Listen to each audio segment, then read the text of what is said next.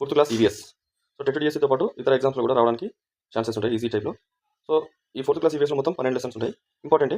So అందులో ఈ video కొన్ని డిస్కస్ చేద్దాం, స్కిప్ చేయకుండా చూడాలి. అదేవిధంగా ఈ వీడియో లైక్ చేయాలి, ఒకవేళ సబ్స్క్రైబ్ చేసుకోకపోయి ఉంటే సబ్స్క్రైబ్ చేసుకోండి. ఒకవేళ యూస్ఫుల్, మీ మిత్రులు ఎవరైనా యూస్ఫుల్ ఉంటుంది అనుకుంటే మనకి షేర్ చేయండి.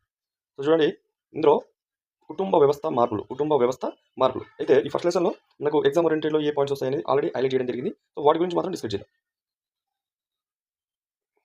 రైట్. ఎవరి కుటుంబంలోనైనా పెళ్లిళ్ళు జరిగినప్పుడు, పిల్లలు పుట్టినప్పుడు కొత్తగా సభ్యులు చేరుతారు. ఇంట్లో ఉన్న సభ్యుల్లో ఎవరికైనా ఉద్యోగం రావడం లేదా ఏమైనా కారణం వల్ల కుటుంబం వదిలి వెళ్ళడం, చనిపోవడం వంటి జరిగితే ఆయా కుటుంబాల్లో మార్పులు వస్తాయి. అంటే కుటుంబంలో సభ్యులు చేరినా వెళ్ళిపోయినా మార్పులు చోటు చేసుకుంటాయి. ఓకేనా? సో ఎలాంటి సిచ్యువేషన్లో మార్పులు చేర్పులు జరుగుతాయి ఒక కుటుంబంలో అనే ఒక క్వశ్చన్ వస్తే ఈ విధమైన రీజన్స్ వల్ల మాత్రమే మార్పులు జరుగుతాయని మనం గుర్తుంచుకోవాలి. సో నెక్స్ట్ అదేవిధంగా కుటుంబంలో పెళ్లిళ్ళు, పిల్లలు పుట్టడము, కొత్త ప్రదేశాలలో ఉద్యోగాలు రావడము, బదిలీ కావడము వంటి అనేక కారణాలతో మార్పులు వస్తాయని తెలుసుకున్నాం కదా ఆల్రెడీ. సో అంతేకాకుండా వ్యాపారము, చదువులు, బ్రతుకు తెరువు, వలసపోవడము, భూకంపాలు, వరదలు రావడము, కుటుంబంలో ముఖ్యమైన వారు చనిపోవడము వల్ల కూడా కుటుంబాలలో అనేక మార్పులు వస్తాయి. సో ఇవి కూడా వన్ ఆఫ్ ది రీజన్సే. ఓకేనా? ఏ రీజన్స్ అనేది ఇవి కూడా ఒక రీజనే. సో కుటుంబాలు నాడు నేడు, సో నాడు రేపు అంటే పాస్ట్, ప్రజెంట్, ఫ్యూచర్లో ఏ విధంగా ఉంటాయి అనేది చూద్దాం.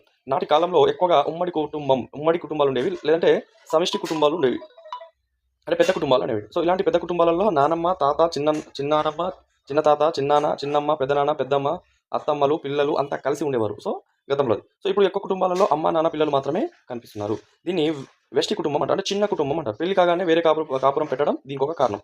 సో ప్రజెంట్ అయితే అన్ని చిన్న కుటుంబాలే. సో ఉమ్మడి కుటుంబాల వలన ఇంకా ఏ ప్రయోజనాలు ఉన్నాయో తెలుసుకుందామా? సో చూడండి, ఇక్కడ పిల్లలకు వృద్ధులు తోడుగా ఉండేవారు. పిల్లలకు కథలు చెప్పడము, తెలియని విషయాలను తెలియజేయడము వంటివి చేసేవారు. సో అందరూ కలిసి భోజనం చేసేవారు. సో కుటుంబంలోని వారందరూ ఒకరికొకరు చేదోడు వాదోడుగా ఉంటూ ఇంటి పనులు కలిసి చేసుకునేవారు. సో ఇదైతే వాస్తవం. సో చిన్నపిల్లలకు ఇంట్లో తాత, నానమ్మ, అమ్మమ్మ ఇలాంటి వారి వల్ల చాలా, అంటే వాళ్ళ వయసుకు మించి జ్ఞానాన్ని పొందే అవకాశం ఉంటుంది. కాబట్టి ఉమ్మడి కుటుంబాలు అనేవి కొంచెం అన్ని రకాలుగా బెటర్. సో నెక్స్ట్ అదేవిధంగా చూడండి, దీంతో ఈ లెసన్ అయిపోయిందండి. సో ఈ లెసన్లో మనకు అకాడమిక్ స్టాండర్డ్స్ కూడా మీరు గుర్తుపెట్టుకోవాలి. ఫస్ట్ అయితే విషయ అవగాహన, ప్రశ్నించడం, పరికల్పనలు చేయడము, ప్రయోగాలు, క్షేత్ర పరిశీలనలు, సమాచార నైపుణ్యాలు, ప్రాజెక్టు. నెక్స్ట్ అదేవిధంగా పఠన నైపుణ్యాలు, బొమ్మలు గీయడము, నమూనాలు తయారు చేయడం ద్వారా భావ ప్రసారం, ప్రశంస, విలువ, జీవ వైవిధ్యం పట్ల స్పృహ కలిగి ఉండడం. ఇవి 6 అనేవి అకాడమిక్ స్టాండర్డ్స్. ఏ క్లాస్ అంటే 4th స్టాండర్డ్. సో నెక్స్ట్ ఆటలు, నియమాలు. సో ఇక్కడ చూడండి, కబడ్డీ ఆట మీకు అందరికీ తెలిసి ఉంటుంది కదా. సో ఒక్కో జట్టులో 7 సభ్యులు ఉండే పిల్లలను 2 జట్లుగా చేశారు. కబడ్డీ ఆటలో 2 టీమ్స్ ఉంటాయి. అంటే ఆడాలంటే కనీసం 2 టీమ్స్ ఉండాలి. ఒక్కొక్క టీంలో 7 మెంబర్స్ ప్లేయర్స్ అయితే ఒక టీం అనేది క్రియేట్ చేయడం జరుగుతుంది. సో కూతకు వెళ్ళిన వారు వెనక్కు వచ్చేలోగా డెడ్లైన్ తొక్కుడు గీత తప్పక తాకాలి. సో మనం కూతకు వెళ్ళినప్పుడు అందులో డెడ్లైన్ అని ఉంటుంది కదండి. సో ఆ గీత ఖచ్చితంగా తాకిన తర్వాత మాత్రమే మనం రిటర్న్ రావాలి, లేదంటే అవుట్గా పరిగణిస్తారు. సో అలా తాకినప్పుడు అవుట్. సో ఈ విధంగా అయితే ఉంటుంది. నెక్స్ట్ అదేవిధంగా చూడండి, కబడ్డీ ఆట నియమాలు ఈ విధంగా ఉంటాయి. కూత మధ్య గీత వద్ద మొదలుపెట్టి మళ్ళీ అక్కడ వరకు కొనసాగించాలి. అలా కాకుండా కూత మధ్యలో ఆపితే అవుట్ అయినట్లే. ఇది ఫస్ట్ పాయింట్. సో నెక్స్ట్ అందులో ఆటగాళ్ళు కోర్టు హద్దు గీతలు దాటితే అవుట్ అయినట్లే. అవుట్ అయిన వాళ్ళు కోర్టు వెలుపల కూర్చోవాలి. జట్టుకు పాయింట్ వచ్చినప్పుడు అవుట్ అయిన క్రమంలోనే మళ్ళీ సభ్యులను జట్టులో చేరాలి. ఆటగాళ్ళు గోలు పెంచుకోరాదు. శరీరానికి నూనె లాంటి పదార్థాలు రాసుకుని ఆడరాదు. ఆడపిల్లలు ఈ ఆట ఆడేటప్పుడు జట్టు జుట్టు జడపట్టుకొని లాగడం చేయరాదు. సో ఇలాంటివి అయితే చేయకూడదు. సో ఇతర ఆట నియమాలు ఈ విధంగా ఉంటాయంటే, కబడ్డీ ఆటను ఎలా ఆడాలో తెలుసుకున్నాం కదా ఇంతకుముందు మనము. సో ఏ ఆటకైనా నియమాలు ఉంటాయి అనేది మాత్రం గుర్తుపెట్టుకోవాలి. సో నియమాలు లేని నియమాలు లేకపోతే ఆటలు కావాలి. సో ఆటలో ఉండే ఆటలు సక్రమంగా ఆడడానికి తోడ్పడతాయి. ఆటల్లోనే కాదు, మన ఇంట్లో, బల్లో ఇలా చాలా చోట్ల నియమాలు ఉంటాయండి. సో ఉదాహరణకు రోడ్లపై ప్రమాదాలు నివారించడానికి రోడ్డు నియామకాలు అని ఉంటాయి, ట్రాఫిక్ రూల్స్ అంటాం కదా మనము. సో ఆ రూల్స్ ఉంటాయి. ప్రతి దానికి అంటే ఒక కరెక్ట్ వే, ఒక కరెక్ట్ పాత్ క్రియేట్ కావాలంటే కంపల్సరీ దానికి ఒక రూల్ అండ్ రెగ్యులేషన్స్ అనేవి ఉండాలి. సో ట్రాఫిక్ తెలుసండి, రెడ్ సిగ్నల్ వెలిగినప్పుడేమో ఆగాలని, ఆరెంజ్ లైట్ వెలిగినప్పుడేమో సిద్ధంగా ఉండాలి, మూవ్ అవడానికి రెడీగా ఉండాలి. నెక్స్ట్ గ్రీన్ లైట్ మనకు వెలిగినప్పుడు ఏం చేయాలండి, మనం మూవ్ అవ్వడం జరుగుతుంది. సో దీని ఏమంటే మనము సిగ్నలింగ్ సిస్టమ్ అంటాం. పట్టణాలలో 4 రోడ్లు అంటే జంక్షన్ ఉంటుంది కదా. సో అలాంటి ప్లేస్లో మాత్రం ఈ ట్రాఫిక్ రూల్స్ అనేవి కంపల్సరీ ఉంటాయి కూడా. ఓకేనా? అయితే ఈ సిగ్నల్ సిస్టమ్ దేనికి ఉపయోగపడుతుందంటే, ఈ గందరగోళానికి కాకుండా ఒక క్రమ పద్ధతిలో వెళ్ళడానికి ఈ సిస్టమ్, ప్రమాదాలు జరగకుండా ఈ సిగ్నల్ సిస్టమ్ అనేది మనకు చాలా యూస్ఫుల్ ఉంటుంది. కాబట్టి చాలా ప్లేస్ల జంక్షన్స్లో అయితే ఈ సిగ్నలింగ్ సిస్టమ్ అయితే ఉంటుంది. ఓకేనా? నెక్స్ట్ చూడండి, మనకు ఆల్రెడీ ఇక్కడ కనిపిస్తుంది. సో ఇలా క్రాస్ అవుతున్న గీతలు ఉన్నాయి, ఇది జీబ్రా క్రాసింగ్ అంటారు. సో మనుషులు రోడ్డు దాటడానికి ఇలా జీబ్రా క్రాసింగ్ ద్వారా మాత్రమే మనం రోడ్డు దాటాలి. ప్రమాదాలు జరగకుండా ఉండడానికి ఉపయోగపడతాయి. ఓకేనా? సో ఇక్కడ వాహనాలు అనేవి తక్కువ స్పీడ్తో వెళ్తాయండి జీబ్రా క్రాసింగ్ దగ్గర. సో రోడ్డుకు నియమాలు ఉన్నట్లే పాఠశాలకు కూడా కొన్ని నియమాలు ఉంటాయి. ఉదాహరణకు ప్రార్థన సమయానికి ఉపాధ్యాయులు పిల్లలు హాజరు కావడము, కాల నిర్ణయ పట్టిక అంటే టైం టేబుల్ ప్రకారం తరగతులు జరగడము, ఆటల పీరియడ్లలో ఆటలు ఆడడం, మధ్యాహ్న భోజనము సక్రమంగా నిర్వహించడం, నెలకోసారి తల్లిదండ్రుల సమావేశం నిర్వహించడం మొదలైనవి ఇవి పాఠశాల అభివృద్ధి చెందడానికి దోహదపడతాయి. సో ఈ రూల్స్ అండ్ రెగ్యులేషన్స్ అనేవి ఎందుకు అనేది మీకు ఇప్పుడైతే అర్థమై ఉంటుంది. సో నెక్స్ట్ అదేవిధంగా చూడండి, రంగపురంలో కొంతమంది ఆడపిల్లలు కేవలం అష్టాచెమ్మ, తొక్కుడు బిళ్ళ, టెన్నికాయిట్, నెక్స్ట్ వామన గుంటలు వంటివి ఆటలు మాత్రమే ఆడుతుంటారు. అట్లే మగపిల్లలు క్రికెట్, వాలీబాల్, ఫుట్బాల్ వంటి ఆటలను మనం ఆడుతుంటారు. ఓకే, సో ఇక్కడ చూడండి కొంతమంది కొంతమంది వ్యక్తులు ఉన్నారు. సో వాళ్ళు ఏ ఆటకు సంబంధించిన వాళ్ళు గుర్తుపెట్టుకోండి. ఇక్కడ నుండి అయితే క్వశ్చన్ రావడానికి ఛాన్స్ ఉంటుంది. మనం ఆటలు మాట్లాడేటప్పుడు ఒకరికొకరు తాకడం జరుగుతుంది, కానీ కావాలని తాకాలని చూసే వాళ్ళ పట్ల జాగ్రత్తగా ఉండాలి. సో వ్యక్తిగత శరీర భద్రత నియమాలు పాటించినట్లయితే నేను నా పట్ల ఇతరుల పట్ల నమ్మకాన్ని వ్యక్తిగా ఉండగలను. నేను సురక్షితం కాని విధంగా ఇతరులను తాకడము, మాట్లాడము, ప్రవర్తించడము చెయ్యను. సో ఇక్కడ చూడండి, సైనా నెహ్వాల్ ఈమె బ్యాడ్మింటన్కి సంబంధించిన ప్లేయర్ అండి. నెక్స్ట్ విశ్వనాథ్ ఆనంద్ చెస్, ఏ ఆటకు సంబంధించిన వ్యక్తి విశ్వనాథ్ ఆనంద్ అన్న చెస్. నెక్స్ట్ మితాలీ రాజు క్రికెట్, మహిళా క్రికెట్ విభాగానికి చెందిన ఒక ప్లేయర్. నెక్స్ట్ మెరీ కోమ్ ఈమె బాక్సింగ్ ఆటకు సంబంధించిన ఒక ప్లేయర్. గుర్తుపెట్టుకోవాలి, ఇక్కడ నుండి క్వశ్చన్ రావడానికి 100% ఛాన్స్ ఉన్న పాయింట్. నెక్స్ట్ కోనేరు హంపి కూడా చెస్ అండి. విశ్వనాథ్ అండ్ కోనేరు హంపి ఇద్దరు చెస్ ఆటకు సంబంధించిన వాళ్ళు. Next Karnam Malleswari so weight lifting అండి. ఇక్కడ weight lifting. Next Gagan Narang ఈయన shooting. Next Sania Mirza tennis సంబంధించిన ఒక ప్లేయర్. ఆడమగ అనే తేడా లేకుండా ఏ ఆటనైనా ఎవరైనా ఆడవచ్చు. ఆటల్లో పురుషులతో సమానంగా మన దేశాన్ని పేరు తెచ్చిన మహిళా క్రీడలు ఎంతో మంది ఉన్నారు. ఒక ఆటలో ఆటలో ఓడిపోవడం, గెలవడము ఉంటాయి. ఏదో ఒక జట్టు మాత్రము గెలుస్తుంది. ఇలా గెలుపొందిన జట్టును విజేత అంటారు. ఆటలో ఓడిపోయినప్పుడు కొంతమంది బాధపడుతుంటారు. సో గెలుపోవటములు కాకుండా ఆటలో మంచి నైపుణ్యాలను ప్రదర్శించామా లేదా అనేది ప్రధానం. సో ఆటలు గెలుపోవటములు సమానం తీసుకునే అభినందించుకోవడాన్ని క్రీడా స్ఫూర్తి అంటాం. ఓకే, సో ఈ ఆటల వల్ల ఆరోగ్యంగా చురుకుగా ఉంటాం అందరం కలిసి. రైట్, ఆటలు ఆడడం పిల్లల హక్కు. ప్రతిరోజు ఆడమగ అనే తేడా లేకుండా పిల్లలందరూ తప్పనిసరిగా ఆడుకోవాలి.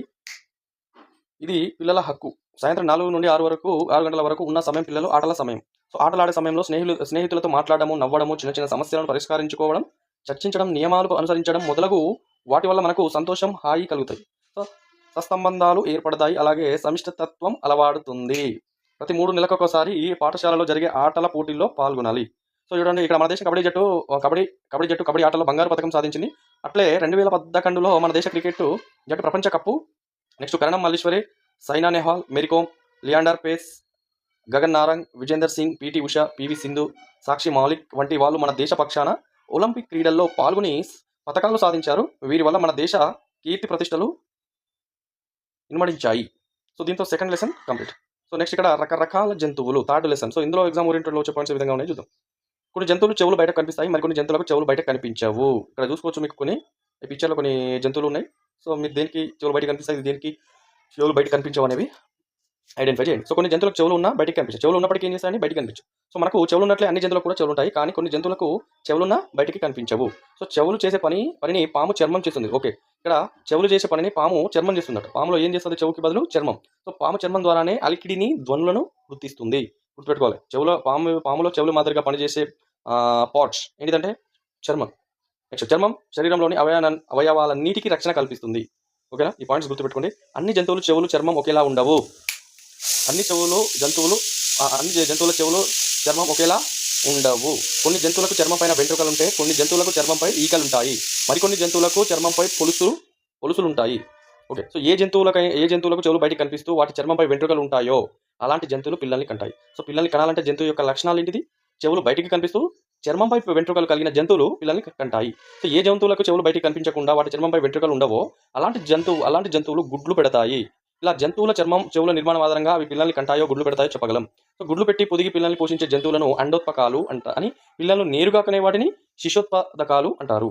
ఓకేనా, గుడ్లు పెట్టి పిల్లల్ని పోషించే జంతువులనేమో అండోత్పాదకాలని, నేరుగా పిల్లల్ని కనే జంతువులని శిశోత్పాదకాలు అంటారు. ఈ వాటి గుర్తుపెట్టుకోవాలి. జంతువుల ఉపయోగాలు. జంతువుల యొక్క చర్మం, వెంట్రుకలు జంతువులను చలి వేడి నుండి కాపాడుతాయి. జంతువుల చర్మము, వెంట్రుకలను మనం కూడా ఉపయోగించుకుంటాము.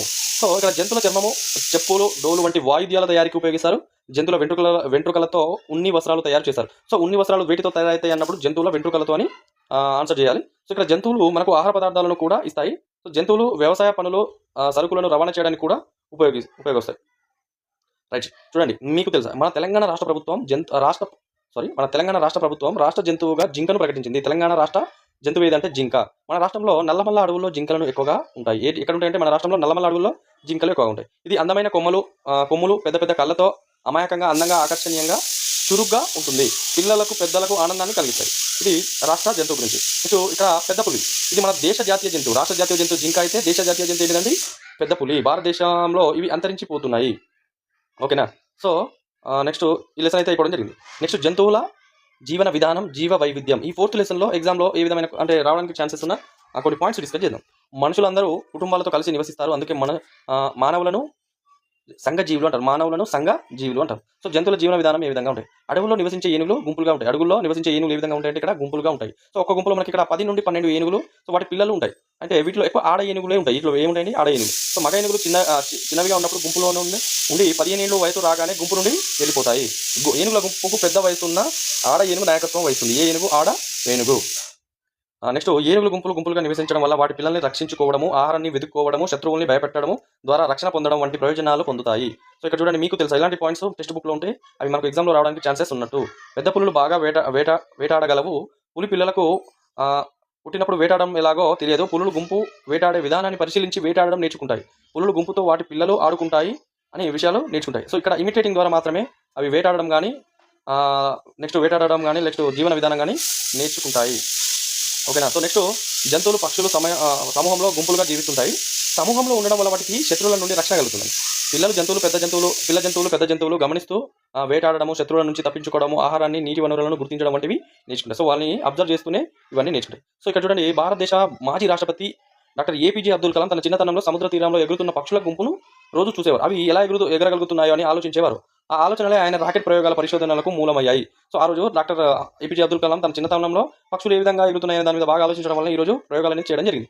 పరిశీలించడము, తెలుసుకోవడము, ఒక లక్ష్యాన్ని ఏర్పరచుకోవడము, అందుకోసం కృషి చేయడము వంటి ఆయనను ఒక గొప్ప వ్యక్తిగా తయారు చేశాయి. 2011. ఓకే. సో నెక్స్ట్ జీవులన్నిటికి నివసించడానికి నివాసాలు అవసరము. ఎండ, వాన, చలి నుండి రక్షణ పొందడానికి నివాసాలు అవసరం. నివాసాలు ఎందుకంటే వాటిని రక్షించుకోవడానికి నివాసాలు అవసరం. దర్జిపిట్ట మొక్కల నారలతో ఆకులను కుట్టి గూడు తయారు చేస్తుంది. దర్జిపిట్ట ఈ విధంగా మీరు ఫోటోలో చూడొచ్చు. సో పక్షులు సాధారణంగా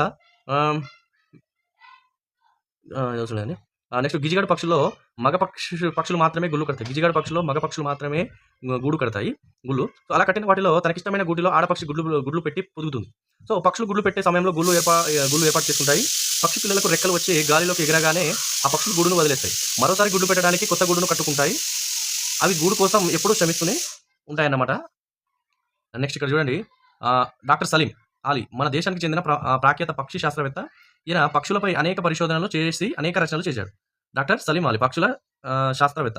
నెక్స్ట్ ఇండియన్ రోలర్ బ్లూ జే పాలపిట్ట అంటాం కదా, మన పెద్దలు పాలపిట్ట చూడడం శుభసూచకంగా భావిస్తారు. సో దసరా ఉత్సవాలలో పాలపిట్టను చూడడం ఒక భాగం. పాలపిట్ట కనబడితే మంచి జరుగుతుందని భావిస్తారు. ఇది ఒక అరుదైన పక్షి, అందుకే మన రాష్ట్ర ప్రభుత్వం పాలపిట్టను రాష్ట్ర పక్షిగా ప్రకటించింది.